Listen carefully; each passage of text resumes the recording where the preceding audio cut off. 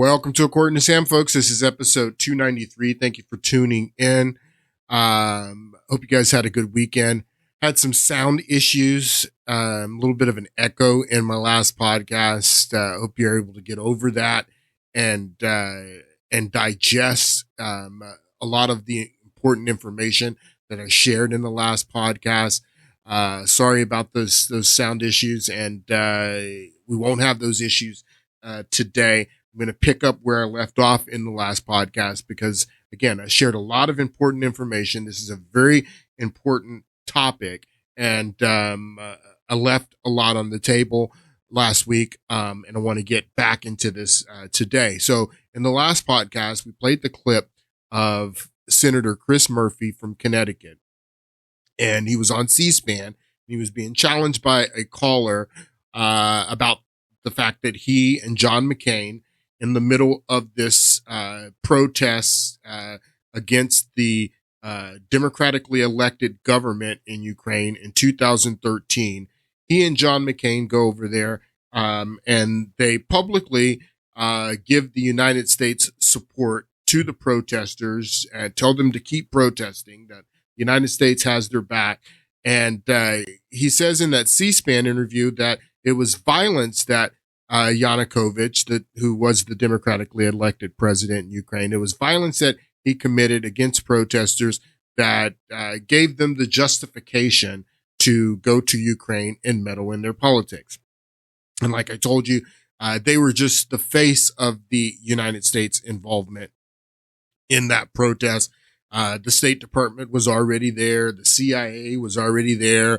We were already using NGOs through USAID funding that were already there doing, but the face, the face and the overt, not covert, the overt support of the protesters came when John McCain and Chris Murphy went there in December, mid-December, and they said that it was the violence.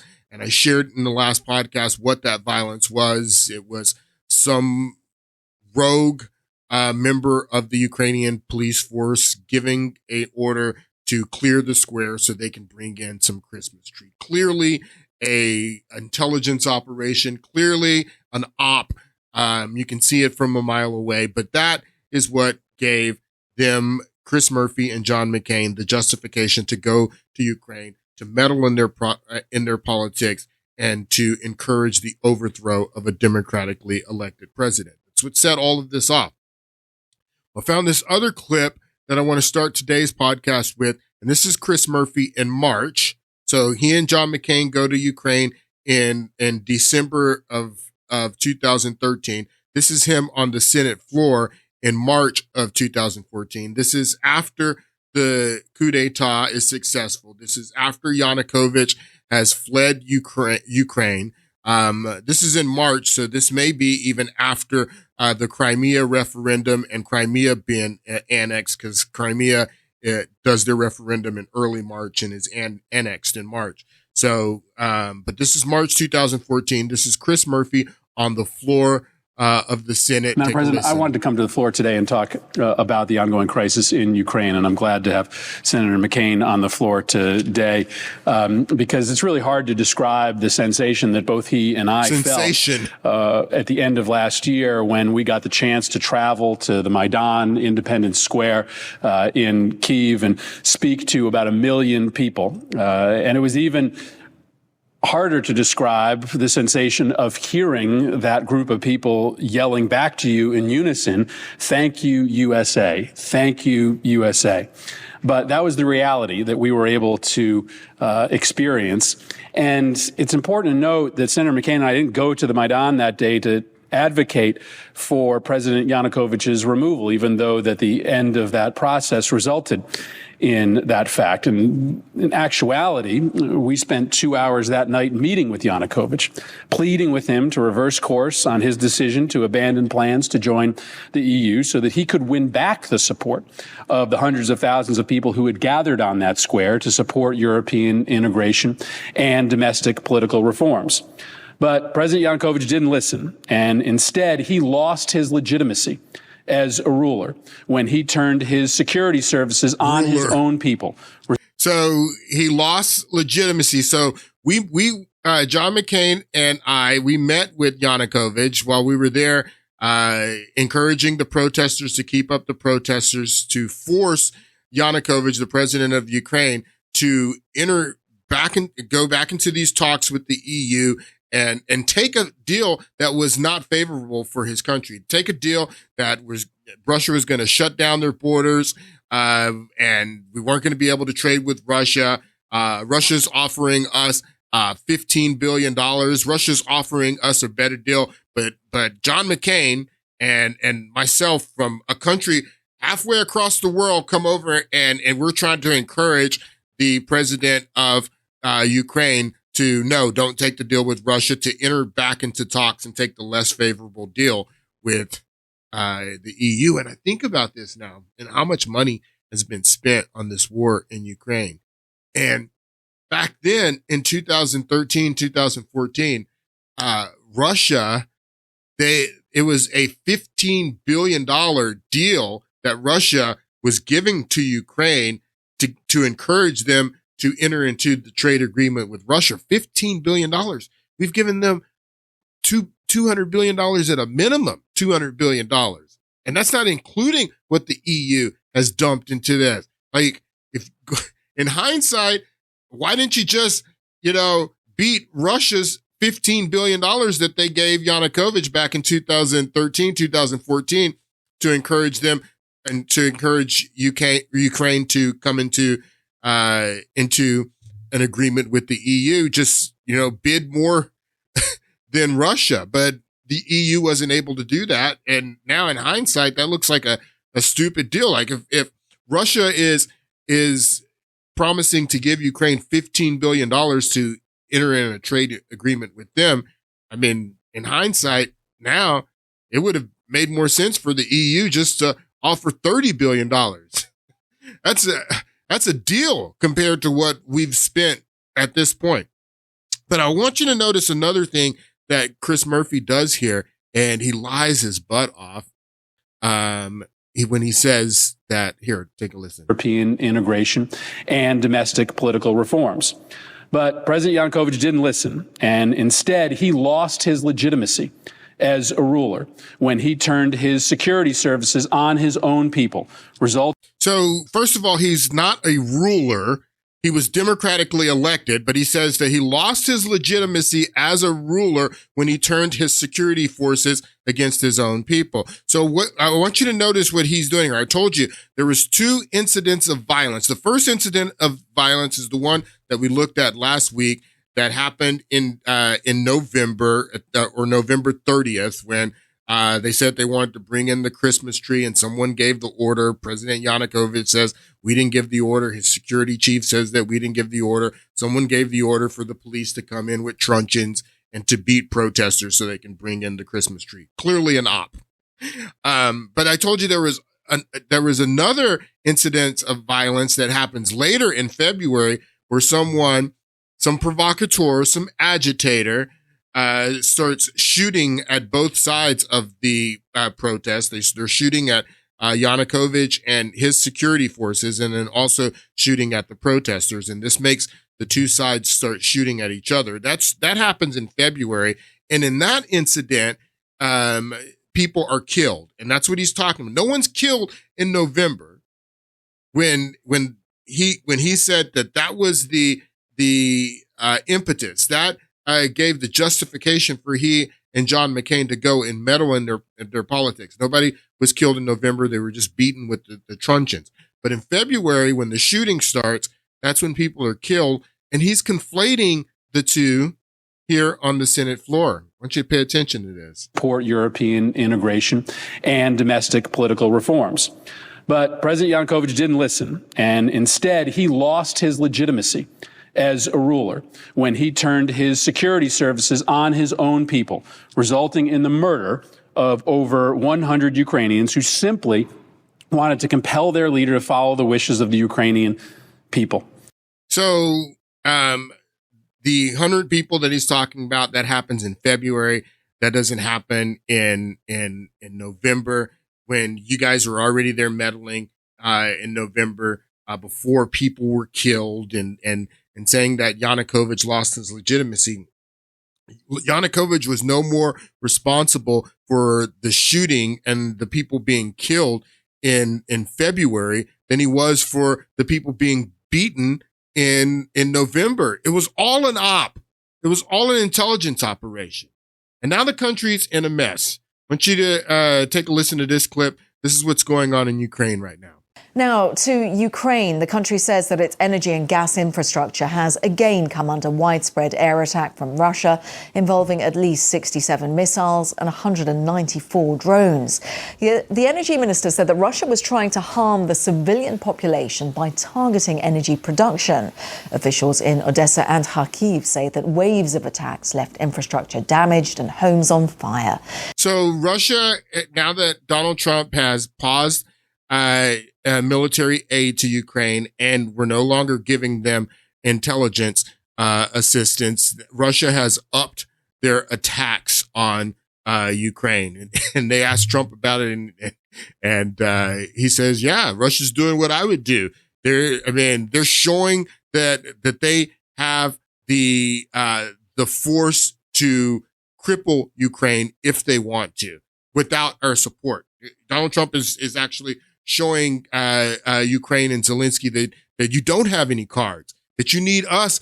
No matter what the Europeans are promising you, you still need us more than we need you. We don't need you at all. You don't have any cards. So Russia is demonstrating that as the United States pulls away. This is a huge controversy. But Ukraine has decided that now they want to enter into peace talks.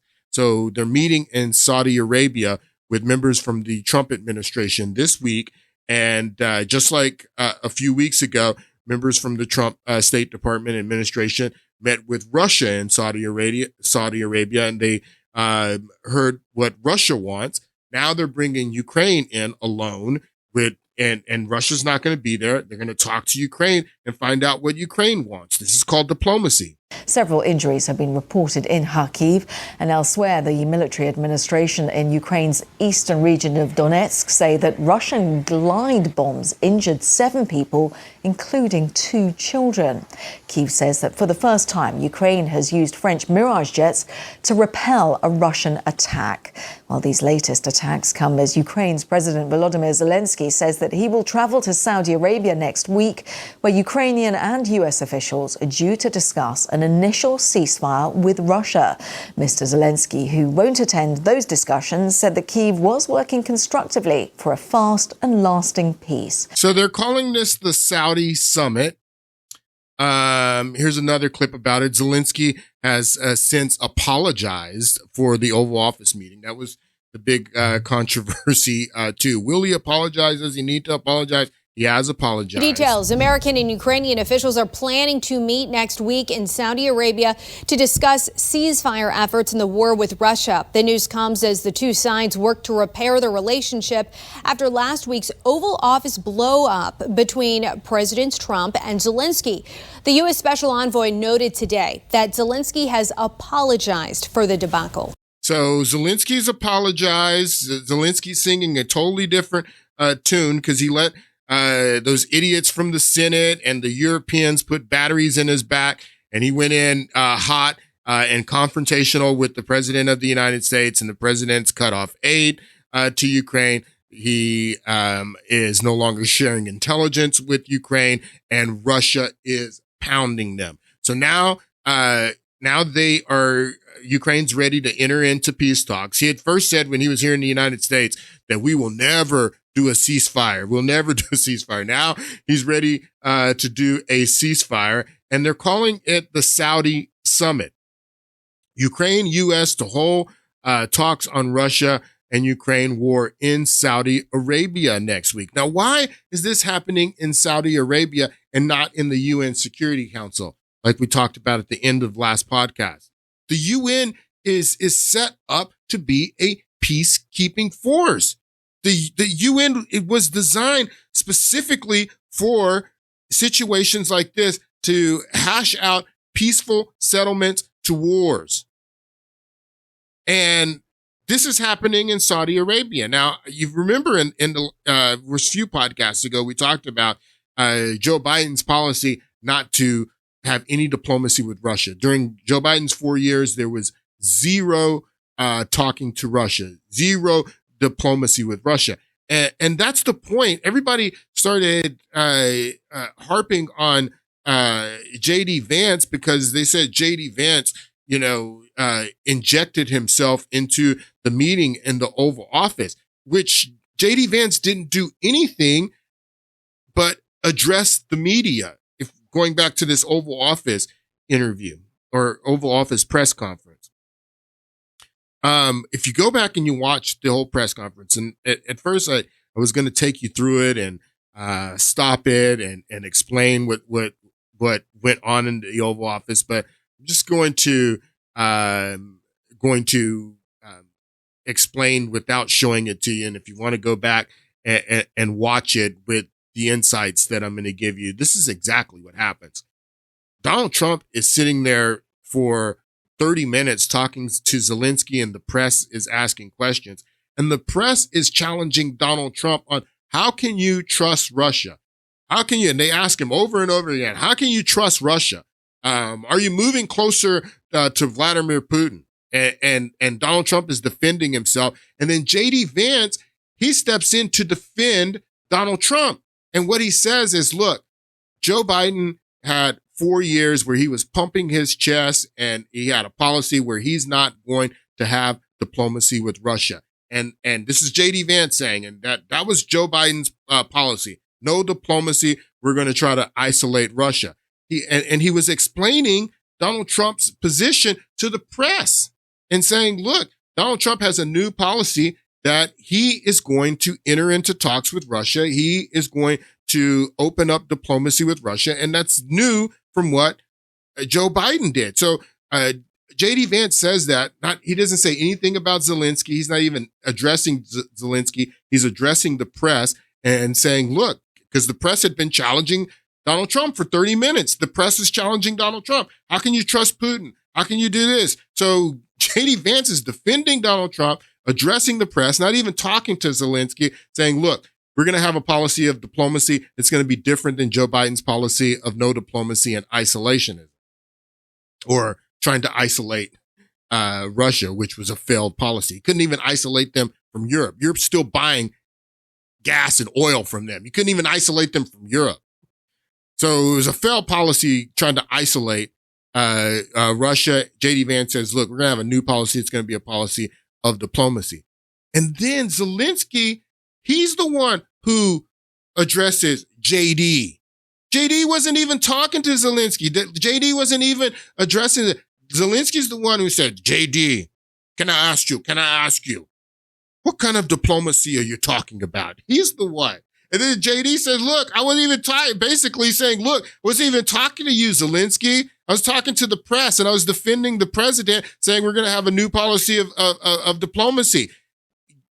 You don't need to challenge me on this right now in the Oval Office with the press here. That was Zelensky's decision to challenge J.D. on what he said about diplomacy. What kind of diplomacy are you talking about? And he tells a bunch of lies. But that's what happens in that Oval Office. And then Trump doesn't say anything. Trump's completely quiet while J.D. Vance and Zelensky are going back and forth trying to litigate this thing in the Oval Office. Trump doesn't say anything until Zelensky says, you'll have a nice ocean. You don't feel it now, but you're going to feel it. And that's what set Trump off, because he said that you don't feel it now. You have a nice ocean, but you're going to feel it. And that's when Trump spoke up for his people, for his nation as president of the United States, and said, look, buddy, you're in no position to tell us what we're going to feel or not going to feel. What do you think this is?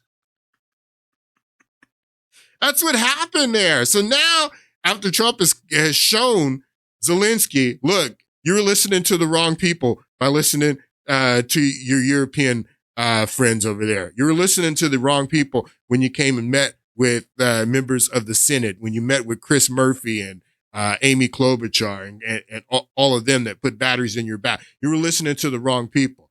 I have the cards, is what Trump told him. Trump cut off military aid, more intelligence. And now Zelensky wants to enter into talks. He wants to talk about a ceasefire. He wants to talk about a peace deal. And this is actually brilliant the way Donald Trump and his administration are approaching this. They brought Russia to Saudi Arabia. Now, again, back to why Saudi Arabia? Because that's who Russia trusts. Russia does not trust the UN Security Council. Why should Russia trust the UN Security Council? Back to the question, why is this not going on in the United Nations? Why is this not going on in the Security Council and everybody's sitting there trying to negotiate a peaceful solution to this in the UN Security Council? Because that's what the Security Council was created for. And I told you in the last podcast that a lot of the fact that the Security Council is discredited is because of George W. Bush. George W. Bush discredited the Security Council when he basically gave the Security Council the middle finger in 2003 and built this coalition of the willing to take us into Iraq. I was thinking about the clip that we played of George Bush's father talking about the New World Order. We have before us the ability to build this New World Order where the rule of law, not the law of the jungle, governs the conduct of nations, is what George H.W. Bush says. Where the rule of law, not the law of the jungle, governs the conduct of nations. What do you think telling the United Nations Security Council to F off? I'm going to build a coalition of the willing and go off like a cowboy. That's the law of the jungle. That's what George W. Bush did. He executed the law of the jungle, and he didn't allow the Security Council. The reason, and we're going to get into this later. I'm going to tell you what happened in the Security Council. But you remember Colin Powell going to the Security Council, holding up the vial of anthrax, which the anthrax came from us. I mean, he goes in and tells all these lies in front of the Security Council to try to get them to back a new resolution. And France and Germany and others. I mean, you remember the protests all over Europe against the United States? This is after 9/11. Less than 2 years after 9/11, people protesting all over the world against George Bush's foreign policy. Don't act like you were with us. And it was right for you to protest it because the policy was a imperialist policy, just like the policy in Ukraine. That's what's happening in Ukraine, and what happened in Ukraine is American imperialism. And if you support the coup d'etat that Chris Murphy and Victoria Nuland and the Obama administration did in 2014, then you support American imperialism, because that's what that is. And that's what Iraq was, American imperialism. It was the law of the jungle, going over and staging a coup in Ukraine to overthrow a democratically elected president. That's the law of the jungle. That's not the rule of law that governs the conduct of nations. That's not a new world order that I want to live in. That the policy of America in Libya, in Iraq, in Ukraine, in Syria, which we're going to talk about. All right. So why is Saudi Arabia mediating this? Like I said, Russia doesn't trust the Security Council. Russia trusts Saudi Arabia. If you remember when Joe Biden, because he had a policy of not negotiating with Russia, not having any diplomacy with Russia, when they arrested Brittany Garner, the WNBA basketball star that had marijuana in Russia, when they arrested her and Joe Biden wanted to get her out for political reasons, and he traded the merchant of death, an arms dealer, to Russia for this WNBA star. Joe Biden didn't negotiate that with Russia directly. It was done through Saudi Arabia and the United Arab Emirates, because that's who Russia trusted. And honestly, if Joe Biden would have tried to negotiate on Ukraine with Russia, he could have negotiated a peace in Ukraine and gotten Garner back and gotten the other prisoners that were in Russia. He could have negotiated all that, but he had a policy of no negotiation, no diplomacy, and Saudi Arabia and United Arab Emirates negotiated that deal. So That's who Russia trusts. So that's why Donald Trump is going to Saudi Arabia and doing the Saudi Arabia summit. And he's already met with Russia in Saudi Arabia, and now he's going to meet with Ukraine in Saudi Arabia. This is brilliant because he put in meeting with them separately. And when he met with Russia, everyone was complaining, well, Ukraine's not there at the table. How can he work out a peace deal with just Russia? Well, no, that's brilliant. You want to meet with Russia first and find out, what are your concerns, Russia? How do you see this? And then we register that. And now we're going to meet with Ukraine. What are your concerns, Ukraine? And now we know what each side wants. How can we mediate in the middle? And then you bring both of them together. Trump is acting like a middleman. He is, this is actually brilliant, what he's doing. But again, why doesn't Russia trust the Security Council? We're going to get into that in a minute, but I want you to listen. This was an interview that Marco Rubio did with Meet the Press, or not Meet the Press, this week, ABC with Stephanopoulos. And George Stephanopoulos challenges Marco Rubio on this vote in the United Nations Security Council, this resolution where that was passed, but the United States voted with Russia and with North Korea and with Belarus, and they didn't vote for the resolution. But the United States was also trying to enter their own resolution in at that same time, and their resolution did not pass, and their resolution was a more tame resolution that didn't call Russia names, didn't blame Russia, because you're trying to negotiate a peace deal. What is it going to look like? How productive is it for us to vote on this UN resolution that is condemning Russia when we are trying to make a deal with Russia? And again, this goes to Russia not trusting the UN Security Council. But I want you to listen to this interaction with Rubio and George Stephanopoulos. You voted with North Korea and Russia and you voted with North Korea and Russia and Belarus in the United Nations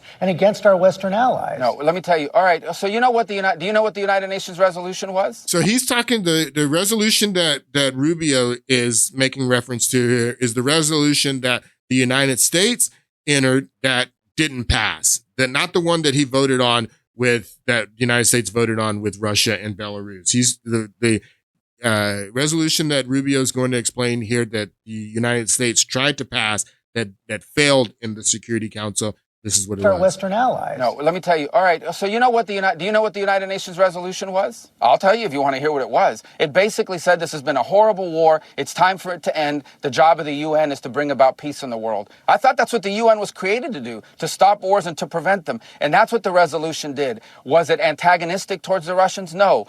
Back to the point. But it also didn't praise the Russians. All it said is, this is a bad war. It needs to end. And by the way, at the Security Council, which has not been widely reported, the first resolution on Ukraine that has passed the Security Council in 3 years, passed this week because of the leadership of President Trump. And it's a resolution that says, bad war needs to end. Let's bring the two sides together. That's what the resolution is. Again, what is the United Nations for? Isn't it not a forum to promote peace in the world? What is the United Nations for?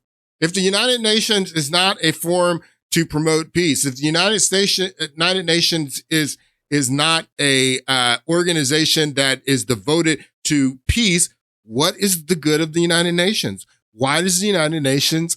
This is why the United Nations doesn't have credibility. This is why, honestly, if the United Nations is not going to be fostering peace, then we need to shut it down. We don't need the United Nations if the United Nations is not going to be the forum, the organization, the place where nations come to negotiate peace. If the United Nations is not that, the United Nations has lost the plot.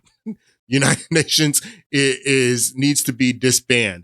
This is Rubio in another clip saying the same thing. Take a listen. On the broader resolution, we think the UN needs to if it's going to be useful in the 21st century, the UN needs to get back to its charter mission, which is the prevention and the ending of war and conflict. And so we felt, everyone knows, you can go back and read newspaper articles over the last 3 years and figure out what happened in Ukraine. But now, as the president's made very clear, President Trump wants to end this war. He thinks far too many people have died, and he wants to bring it to an end. So we didn't feel it was conducive, frankly, to have something out there at the UN that's antagonistic against either side. We're trying to get these guys to the table.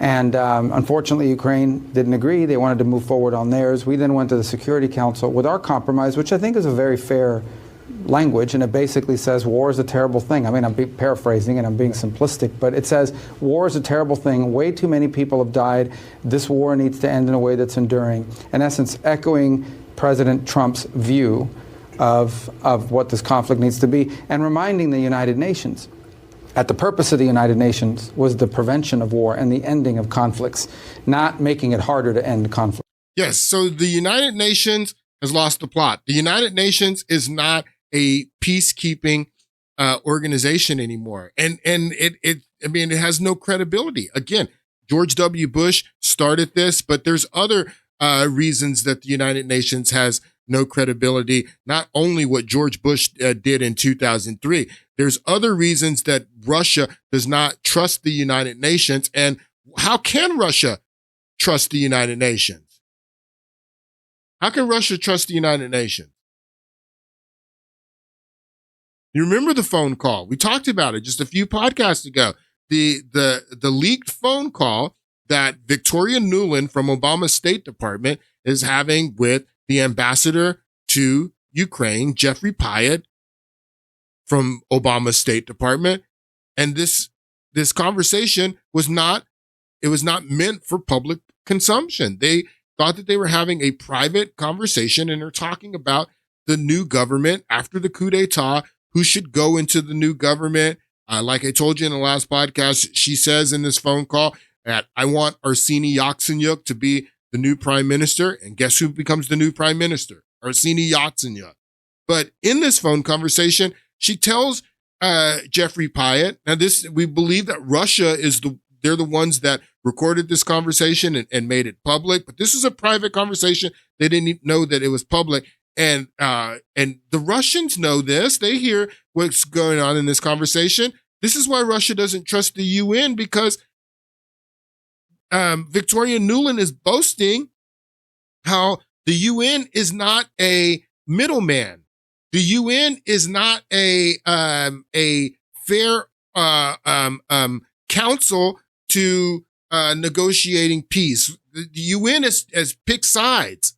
The UN has their finger on the scale. The UN is joining the United States in this coup d'etat. Russia knows this. This is, again, another reason why Russia does not trust the United Nations to be having these talks in the Security Council. This is why it's happening in Saudi Arabia with the Saudi summit. But one more wrinkle for you, Jeff. Yeah. I can't remember if I told you this or if I only told Washington this, that when I talked to Jeff Feltman this morning, he had a new name for the UN guy, Robert Seri. Did I write you that this morning? Yeah, okay. I saw that. He's now gotten both Seri and Ban Ki-moon to agree that Seri could come in Monday or Tuesday. Okay. So that would be great, I think, to help glue this thing and have the UN help glue it. And, fuck the EU. So that would be great to have the UN. The UN they've come over and they're siding with the United States in this coup d'etat. So the United Nations, which is a peacekeeping organization, which is supposed to be, Rubio is 100% right. That's the charter. That's why the United Nations was founded, to be a peacekeeping organization. The United Nations, they joined the United States. They were on the side of the United States in staging a coup d'etat that led to the war. The United States was part of the war. That's what Victoria Nuland is talking about. That this guy, Robert Seri, Dutch diplomat, who was the United Nations Special Coordinator, and Ban Ki-moon, who was the United Nations General Secretary, that they are going to come in and help us glue this thing. The Russians are the ones that recorded the phone call. The Russians know this, that the United Nations is not impartial. The United Nations has picked sides. The United Nations is on the side of the United States. They're going to help them glue this thing. You don't think the Russians know this? This is why the Russians don't support the Security Council. This is why the Security Council has lost credibility. I wanted to play this clip because this is a clip of something that Zelensky says in the interview that he did did with Brett Baier on Fox after the Oval Office fiasco. I want you to listen to what he says here. I read what the Democratic senator said, that Trump has become Putin's lapdog. Do you agree with that President Trump is too close to Vladimir Putin in your mind? We spoke about it, and I think today, very openly, President Trump, he said that I want to be in the middle. I want to be in the middle. I want you to understand this, because people are accusing Donald Trump of being in cahoots with Putin and being on Putin's side. But Donald Trump says he wants to be in the middle. This is what the United Nations should be doing. This is what the United Nations was designed to do, to be in the middle, to be a unbiased arbiter of peace. That's the mission that the United Nations is supposed to have, that we don't choose any sides, that we're in the middle. But like Victoria Nuland says in the phone call, the United Nations chose sides in the coup d'etat.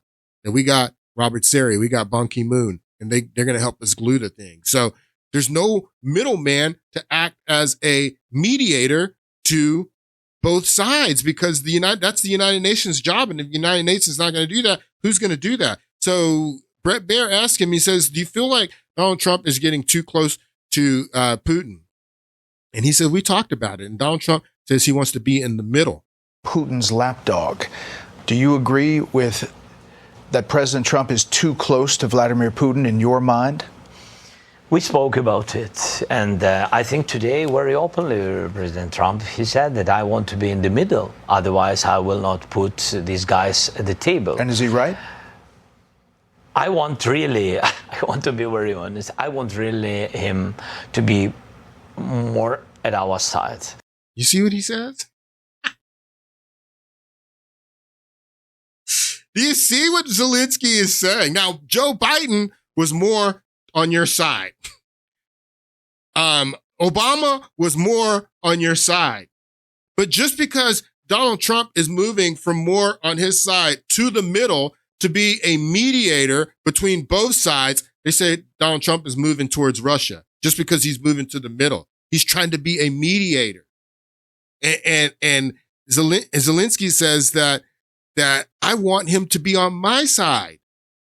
That's what the whole argument is about. All these people clutching their pearls, saying that no, we don't want Donald Trump to be in the middle. We don't want him to be a middleman, a mediator that both sides can trust. We want him to be on our side, is what Zelensky says. And that's the problem here. Donald Trump wants to negotiate peace. He wants to be someone that Russia can trust, also that Zelensky can trust. But no, everybody wants Donald Trump to be on Ukraine's side and to take their side. And that's not going to happen. Donald Trump understands how this started. And Trump, he said that I want to be in the middle. Otherwise, I will not put these guys at the table. And is he right?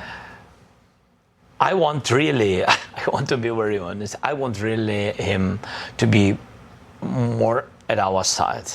I will explain why. Because it's not just that the war began somewhere between our countries.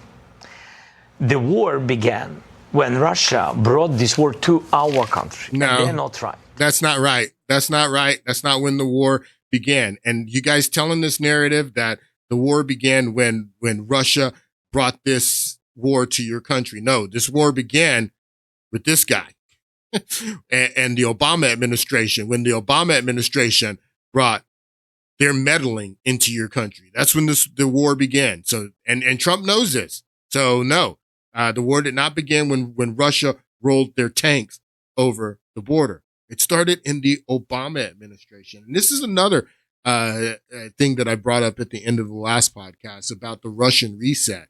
That how can you say that Donald Trump is destroying the rules-based order, the post-World War II world order, the liberal world order, the rules-based world order, the 80-year post-World War II rules-based world order? How can you say that Donald Trump is the one that is destroying that when Obama did the Russian reset in 2009? He reset our relationship with Russia back in 2009. But not only that, Donald Trump was very defensive of Russia many times going into 2012 in the election of 2012. You remember the debate that he did with Romney in the fall of 2012. Glad that you recognize that Al-Qaeda is a threat. Yeah, the fall. Because a few months ago, when you were asked what's the biggest geopolitical threat facing America, you said Russia.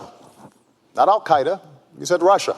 In the 1980s are now calling to ask for their foreign policy back because the Cold War has been over for 20 years. So this is what Obama was saying in 2012. Obama did the Russian reset in 2009. This hot mic with Dmitry Medvedev happens in 2012 as well. So the point I'm trying to make is that Barack Obama, throughout his entire first term, he was very chummy with Russia and had a chummy relationship with Russia. My last election, yeah. After my election, I have more flexibility. Yeah, I understand. I transmit this information to Vladimir and understand. Yeah, I have more flexibility after my reelection. This is in 2012. This is Obama thinking that he's having a private conversation with Dmitry Medvedev, and it was on a hot mic, and the world got to hear what he thought was a private conversation. And he tells Vladimir Putin in 2012, after my election, I have more flexibility. In 2012, with the debate with Mitt Romney, the 1980s called they want their foreign policy back. In 2009, the Russian reset. How does this not destroy the rules-based order? The global world, liberal world order, the post-World War II world order. How does this not destroy it? And what happened to this chummy relationship that the Obama administration had in his first term, going all the way up to 2012? How did the relationship with Russia and the United States sour to where it is today?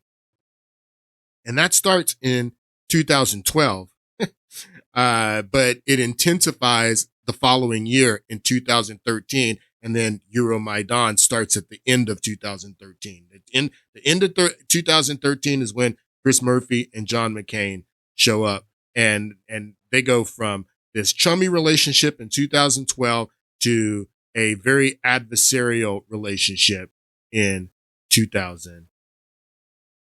It starts in 2013, and it's all about Syria. Syria is what drives a wedge between this new Russian reset, this new relationship that the Obama administration had set out to have with Russia. It was all about Syria. And in August of 2012, around the same time when Obama is having the press conference with Mitt Romney, telling Mitt Romney that the 1980s called, they requesting their foreign policy back. Russia's not a geopolitical threat. Around this same time, in the fall of 2012, in August, the Obama administration authorizes secret support to Syrian rebels. Now, this is not arms. This is not weapons. This is just our CIA was going to Syria. Our CIA was going to be giving the rebels intelligence. The CIA was going to be advising the rebels, and Obama authorized this secretly in August of 2012. I want to take a moment and revisit the Wesley Clark 7 and what Wesley Clark says shortly after about a meeting he had in the Pentagon shortly after 9/11. Right after 9/11, about 10 days after 9/11, I went through the Pentagon and I saw Secretary Rumsfeld and Deputy Secretary Wolfowitz. I went downstairs just to say hello to some of the people on the joint staff who used to work for me. And one of the generals called me in. He said, "Sir, you got to come in. You got to come in and talk to me a second." I said, "Well, you're too busy." He said, No. He says, "We've made the decision. We're going to war with Iraq." This was on or about the 20th of September. I said, "We're going to war with Iraq. Why?" He said, "I don't know." He said, "I guess they don't know what else to do." So I said, "Well, did they find some information connecting Saddam to Al-Qaeda?" He said, No. He says, "There's nothing new that way. They just made the decision to go to war with Iraq." He said, I guess it's like we don't know what to do about terrorists, but we got a good military and we can take down governments. And he said, I guess if the only tool you have is a hammer, every problem has to look like a nail.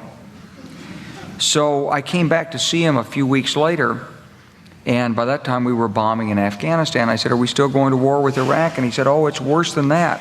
He said, he reached over on his desk, he picked up a piece of paper, and he said, I just got this down from upstairs, meaning the Secretary of Defense's office today, and he said, this is a memo that describes how we're going to take out 7 countries in 5 years, starting with Iraq and then Syria, Lebanon, Libya, Somalia, Sudan, and finishing off Iran. So the Wesley Clark 7 does 7 countries. There's 4 in the Middle East, 3 in Africa. Sudan, Somalia, Libya, and Africa. If you know anything about those countries, we've destroyed those countries. And then in the Middle East, Iraq, Syria, Lebanon, and then Iran. So Syria is very much a part of this. Back in the early 2000s, the Assad regime has been, since Bashar al-Assad's father was the ruler there, the Alawites have ruled in Syria.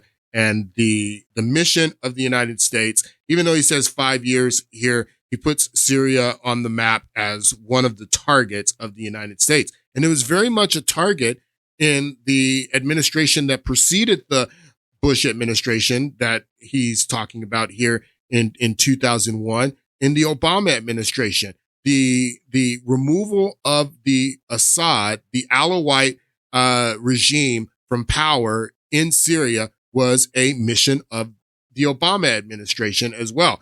And after the Civil War started in 2011, there's no way that these rebels, and we're going to talk about who the rebels are, there's no way that they would have been able to defeat Assad and drive him out of power without the support of the United States. And the support started with just logistics and intelligence and sending intelligence officers there to Syria just to advise the FSA, Free Syrian Army, the FSA.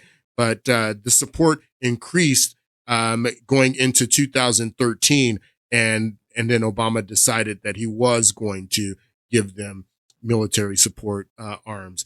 This is another clip, just a little bit about what was going on in 2012. You'll see the date here, August 2nd, 2012.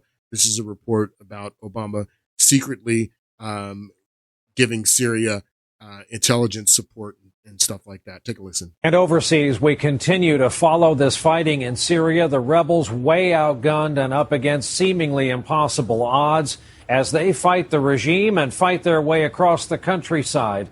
Our chief foreign correspondent, Richard Engel, is one of the few Western journalists covering the fighting from inside Syria. Today, he encountered the fight up close. Richard reports tonight from Aria, about 40 miles outside the big city of Aleppo. At 11 a.m., attack helicopters circle the sky over the city of Aria. From a rooftop, we hear their assault begin. It sounds like artillery and strafing from the helicopters. We move down to the alleys to try to find out why Syrian forces are attacking this city of 70,000 south of Aleppo. We see civilians fleeing from open areas, searching for cover, and rebels on motorcycles in the main square. It appears that a large military convoy was passing by this town on the way to join the attack on Aleppo. And as the troops were moving past here, the rebels in this town opened fire on them. In a makeshift rebel media center, activists try to upload videos of the attack they've taken with small cameras. They show me Syrian tanks are now firing into Aria. So they make it look like that, you know, the rebels are just freedom fighters and they're fighting against this oppressive Assad government. Is the propaganda that we get back here in the United States. It's no different. I mean, it's basically a playbook. And Obama just decides that he wants to support the rebels to fight back against their government, and they're trying to overthrow the Assad government. Engel, NBC News in northern Syria. And two things here. Number one, we're happy to be able to report that after filing his report, Richard and his team were able to safely get out of Syria, and they are now safe and in northern Syria. And one more note here. We learned just prior to going on the air tonight, NBC News has been able to confirm that President Obama has signed an order calling for mostly clandestine U.S. forces to support the rebels. All right. So Obama signs the order for clandestine support in August of 2012, but by May of 2013, Obama had decided that more than just clandestine intelligence support, that we're going to start supplying the FSA, the rebels, with arms. And the operation was called Timber Sycamore. And we'll read a little bit about Timber Sycamore here. Timber Sycamore, at the direction of U.S. President Barack Obama, the Central Intelligence was put in charge of operations worth about $1 billion annually to arm anti-government forces, the rebels, in Syria, the Free Syrian Army. An operation which formally began in 2013, more than 2 years after the start of the Civil War in 2011. And it's a civil war. Why are you getting involved in a civil war, Obama? Prior to 2013, the CIA only supplied certain rebel groups, the Free Syrian Army, with non-lethal aid, but later began providing training, funding, intelligence to secret rebel commanders. So this is a new policy called Timber Sycamore that Obama started in 2013. This is a speech that Obama gives in May of 2013 as he authorizes Timber Sycamore. Take a listen. Finally, we spend a great deal of time on an issue that has racked the region, the issue of Syria. Under the Prime Minister's leadership, the Turkish people have shown extraordinary generosity to the Syrians who have found refuge in Turkey. And I know this is a heavy burden. I've made it clear again today that the United States is going to keep on helping countries in the region, including Turkey, shoulder this burden, doing our part as a major donor of humanitarian aid to the Syrian people, including those refugees in Turkey. And we're going to keep working with our Turkish partners to deliver the food, shelter, and medicine that's needed to save What about lives. the weapons to the rebels? At the same time, we're going to keep increasing the pressure on the Assad regime and working with the Syrian opposition. The Prime Minister has been at the forefront of the international effort to push for a transition to a democratic. The Syrian opposition is the rebels, the freedom fighter rebels that Obama is arming. He gave them arms. Syria without Bashar Assad. And Turkey is going to play an important role as we bring representatives of the regime and opposition together in the coming weeks. We both agree that Assad needs to go.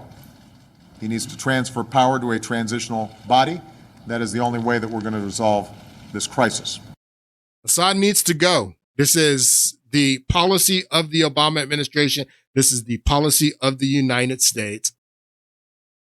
And just like Wesley Clark said, that Assad must go. In 2001, they said Assad must go. Well, Obama makes it formally the United States policy in May of 2013. Assad must go. And he starts arming them. And around that same time in 2013, Timber Sycamore. A change at the White House regarding Syria. We've decided to take an additional step forward in providing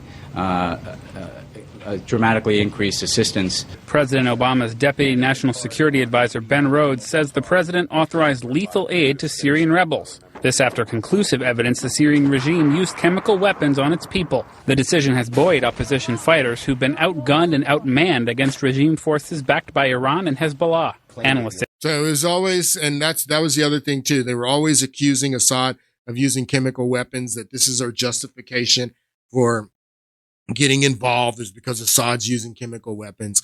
You can believe whatever you want to believe. It's much like the ops that are going on in Ukraine to justify our involvement, false flags. This is what we do.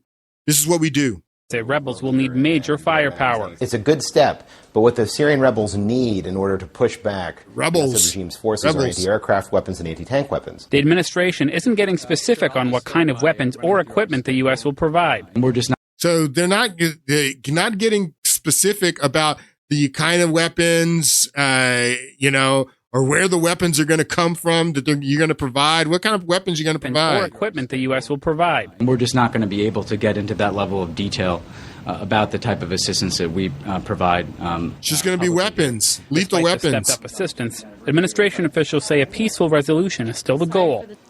All right. This is a clip about Timber Sycamore. I want you to take a look at this clip. Operation Timber Sycamore was a clandestine CIA operation launched during the Obama administration. Its aim was to train and arm Syrian rebels fighting against the regime of Bashar al-Assad. The program began in 2012 or 2013 and continued until 2017. It began in 2013 is when it began. And where'd the weapons come from? Here's another clip.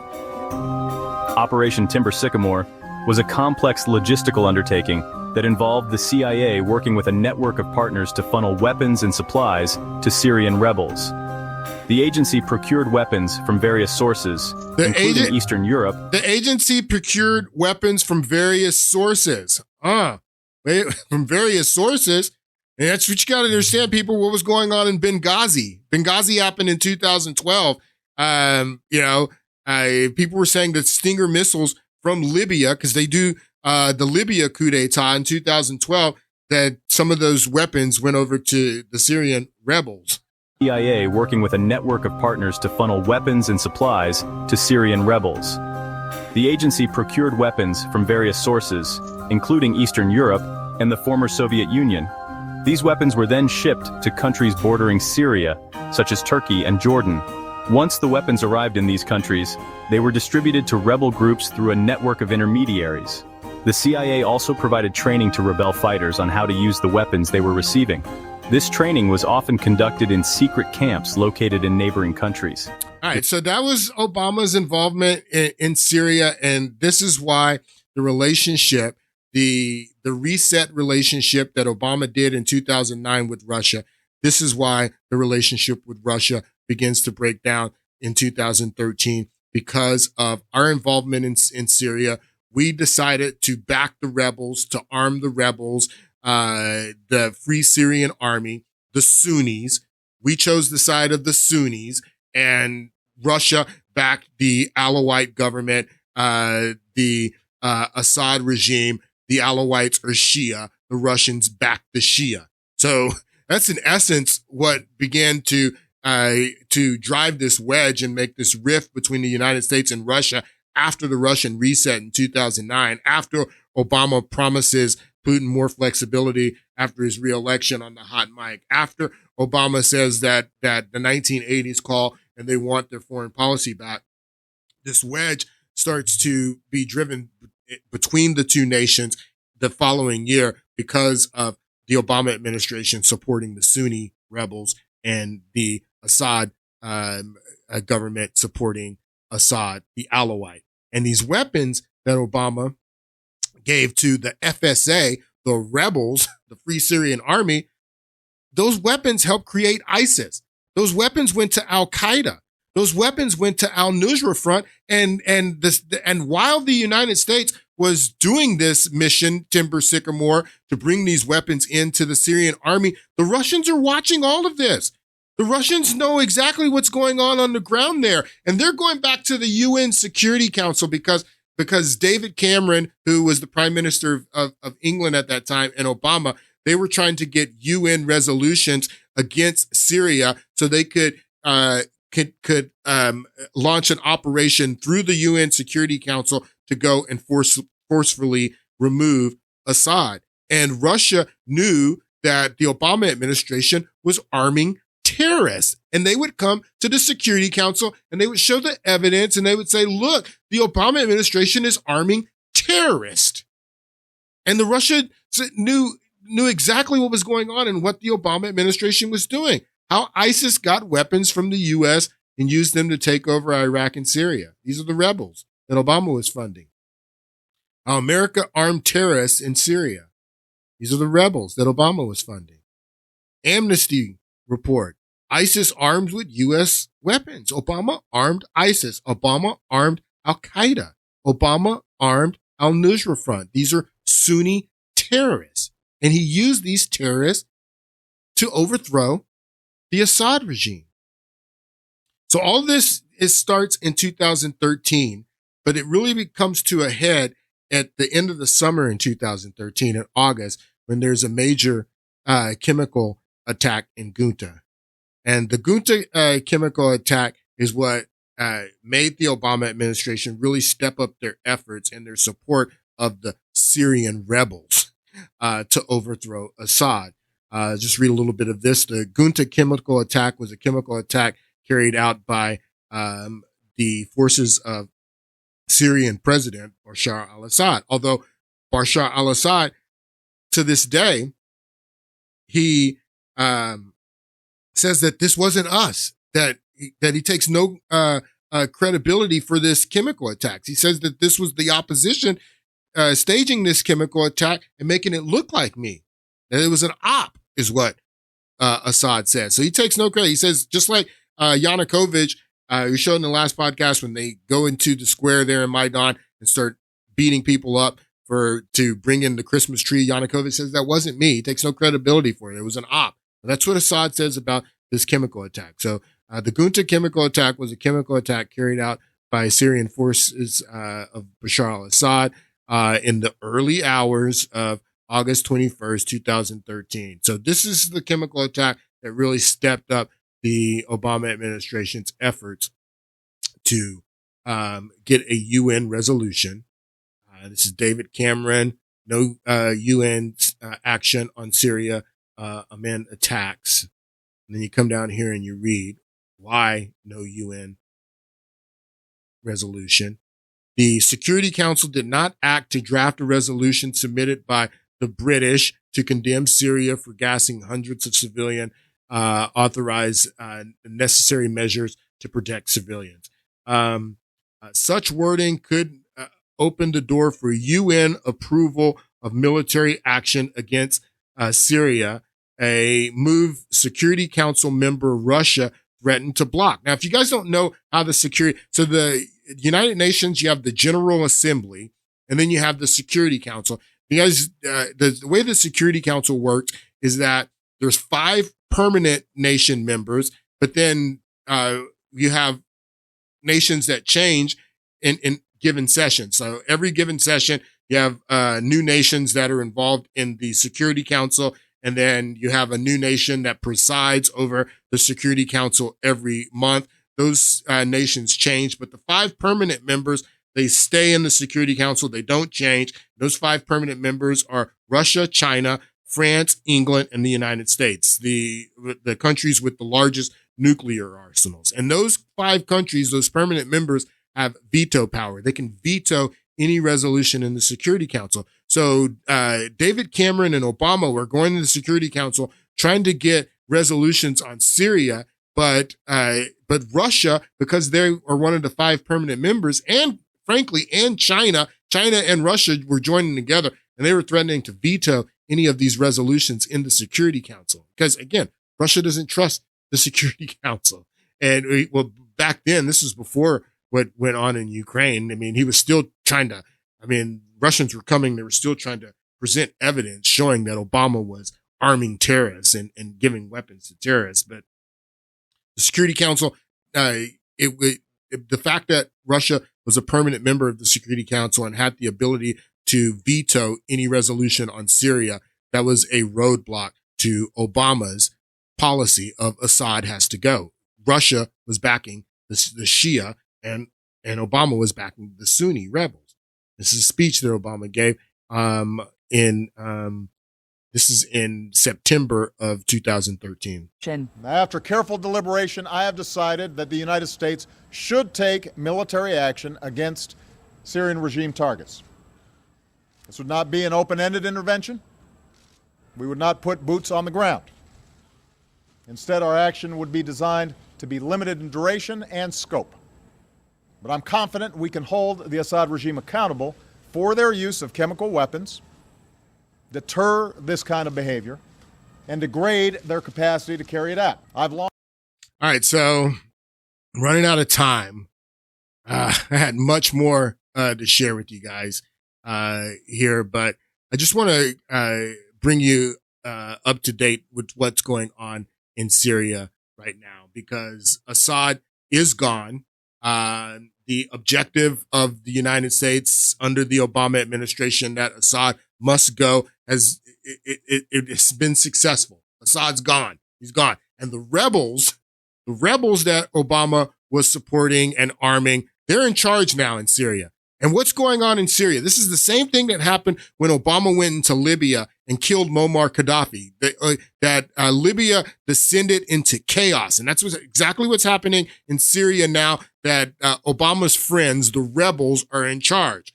More than 1,000 dead after 2 days of clashes and revenge killings in Syria. To the Middle East, with tensions growing in Syria in the aftermath of the fall of the Assad regime. At least 14 security personnel were killed by former forces of the ousted president. BBC Middle East correspondent Lena Sinjab is in Damascus with more on the violence. This is the first time the leadership of Hayat Tahrir al-Sham clashes with operatives of Bashar al-Assad's regime since the toppling. Yeah, I don't want to play this whole clip because I don't have a lot of time. I just want to show you guys what's going on in Syria right now. This is what's going on in Syria. This is Obama's friends. These are Obama's friends here. The rebels. This is Obama's friends. Yeah, look how Obama's friends are acting. Obama armed these guys. He supported these guys. These are Obama's friends right here.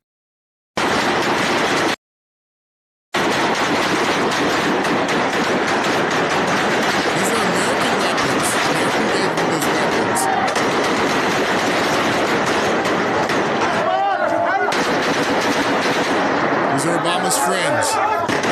Look at what Obama's friends are doing in Syria now that they're in charge.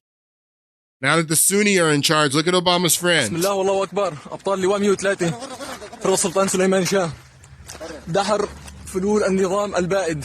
الله أكبر. الله أكبر ولله الحمد. Yeah, these are Obama's friends. This is what's happening in Syria right now after Obama's policy is successful. Same thing that happened in Libya. Look at Obama's friends here.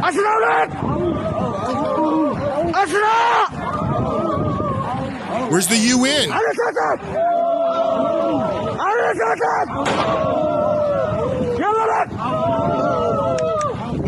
Look at what Obama's friends are doing. Look at this. Check out Obama's friends. This is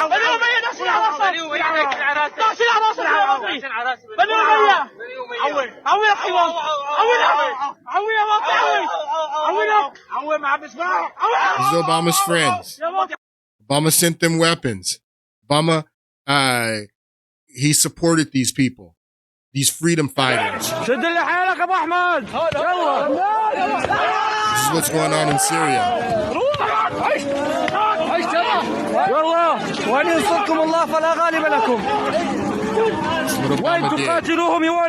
And it's funny because the same people that were supporting Obama's friends in Syria are the ones that are saying we have to keep the war going in Ukraine now.